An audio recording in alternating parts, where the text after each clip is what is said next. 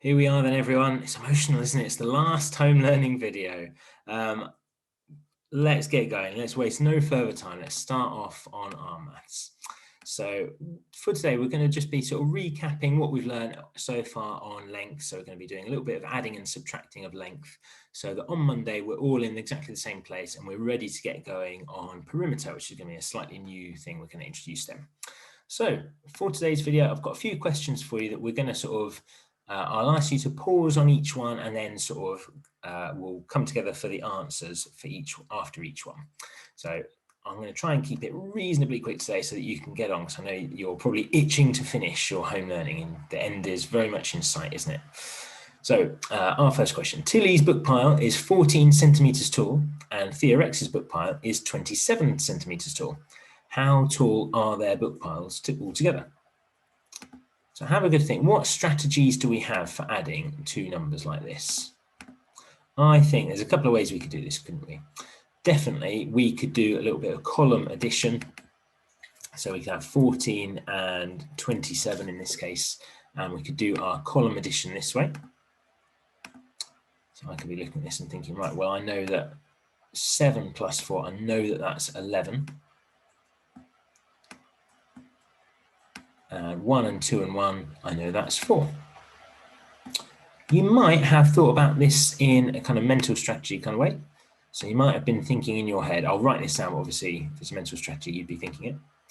You might have done a little bit of adding together in your head like this. You might have thought, right, well, I'll add the ones together in my head and get to 11.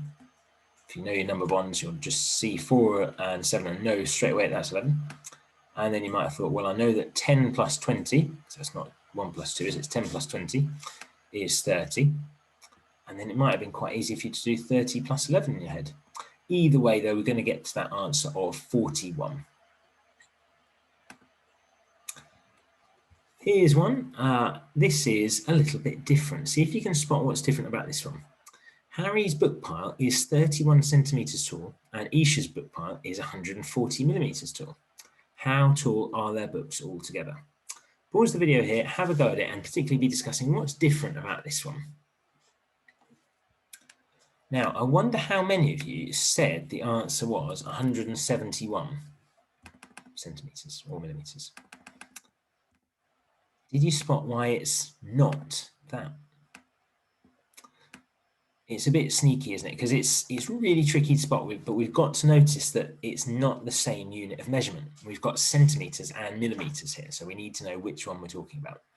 So in this case, we've got 31 centimeters and 140 millimeters. So like we did yesterday, let's do a bit of converting here to make sure we're talking about the same thing. I'm going to change my 140 millimeters into centimeters. Now, when we're converting between millimeters and centimeters, we know that millimeters are 10 times bigger than centimeters because there's 10 millimeters for every centimeter. So one thing I could here is divide by 10. And so that's going to mean I can do that really quickly just by looking at it. It's going to be 14 centimeters.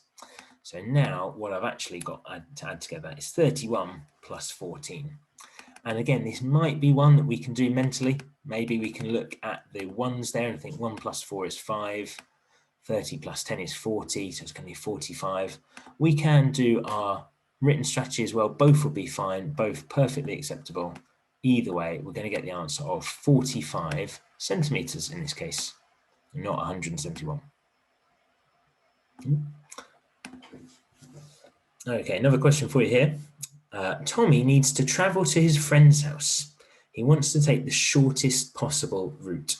Which way should Tommy go? So you can see there, he's got 3 possible paths from his house to his friend's house. He could go along this top route here. He could go through the middle route, or he could go the route down the bottom. And Tommy's feeling a bit lazy. He wants to go the shortest route possible. He's already got his 10,000 steps for the day. Which route is the shortest possible route? Pause the video and come back when you're ready. Okay, so hopefully then what you did to work this out was to add together the 2 lengths that we've got. So we had these sort of 2 lengths split up and hopefully you've added those together. So our top route would have been 14 plus 57 meters to make 71 meters. I hope it's meters, not miles. That would be miles away, wouldn't it? It'd be a long, long distance. So 71 meters away for the top route, 57 meters away for the middle route, and 87 meters away for the bottom route. And once you'd done those three calculations, you were able to say which was the shortest route. And in this case, it's the middle one. Miss Nicholson measured the height of 4 children in her class. What is their total height? So for this one, you're going to need to add all of these together. So have a go at that and come back to the video when you're ready. Okay, so I wonder how you did this. There's a few different ways we could have done it. Job number one, definitely though, we wanted to convert them all to the same thing. That's always really important when we're comparing things that are different like this. We need to make sure we're changing our meters for centimeters and indeed our millimeters for centimeters in this case, so that they're all centimeters and it's easy to convert. So 95 centimeters, that was obviously already in centimeters. 1 meter and 11, well, 1 meter is 100 plus the 11 is 111. 1 meter and 50 millimeters there. I hope you spotted that.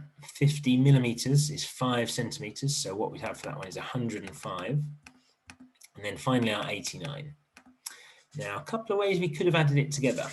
You might have noticed that some of these actually paired up together really nicely. So you might have spotted, for example, that 95 and 105 go together really nicely to make 200. And actually so did 111 and 89. They can form number bonds up to 200. So if you'd done that, you'd have got 2 lots of 200, or we could have done a column addition method and added it up the old-fashioned way.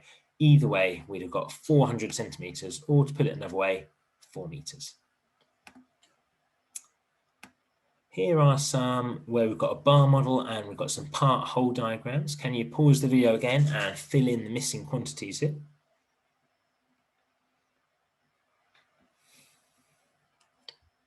Here we go. Here are our answers then. So up here, hopefully you converted this to 145 and took away 50, leaving you at 45 centimeters. 70 plus 30 got you to 100 centimeters or 1 meter. You can have either of those amounts. Here we had 100 plus 55, 155 centimeters, or to put it another way, 1 meter 55. It's completely okay if you've got 155 centimeters, that's the same. And down here, we've got 1 meter and 25 centimeters.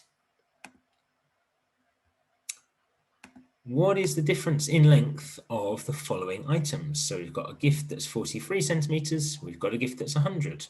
What is the correct answer there? Come back when you're ready. 57. Hopefully you did a subtraction calculation there. You could have done 100 and take away 43. Or you could have counted on a number line. Maybe you added 7 centimeters to get it to a right, nice round 50, and then another 50 to get you up to 100. Here's a word problem. Now the maths here is quite easy. It's the word problem aspect you're going to need to really think about. So read this really carefully and see if you get the answer. Molly and Jacob are hanging a string of lights on Molly's wall. The wall is 1 meter, 65 centimeters long. The lights are 95 centimeters long. They will need more lights to reach the end of the wall. Is that true or is that false? Discuss it at home and see what you think.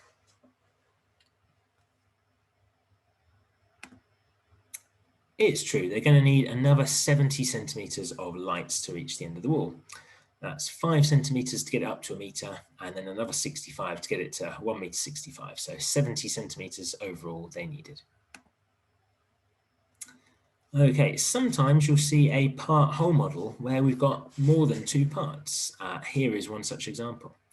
Can you do a bit of calculating here to find out the missing bit? There's probably a couple of steps you're going to need there.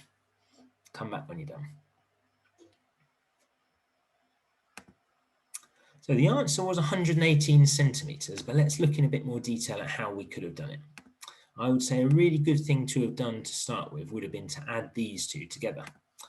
So we could have done 180 plus 80, you'd have got 260.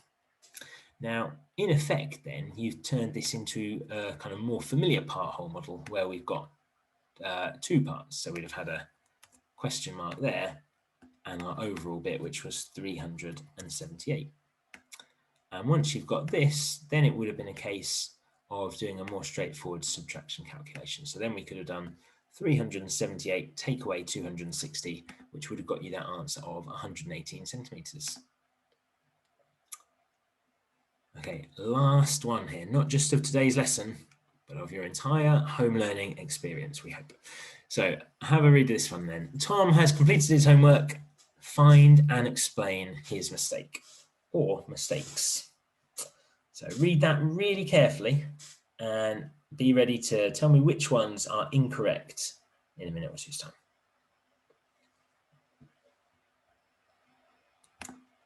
Here we go then. Our top one was accurate. 4 meters to 40, take away 340 centimeters was 100 centimeters. It's the bottom two which weren't quite right. The middle one didn't really make much sense. That would have been very different.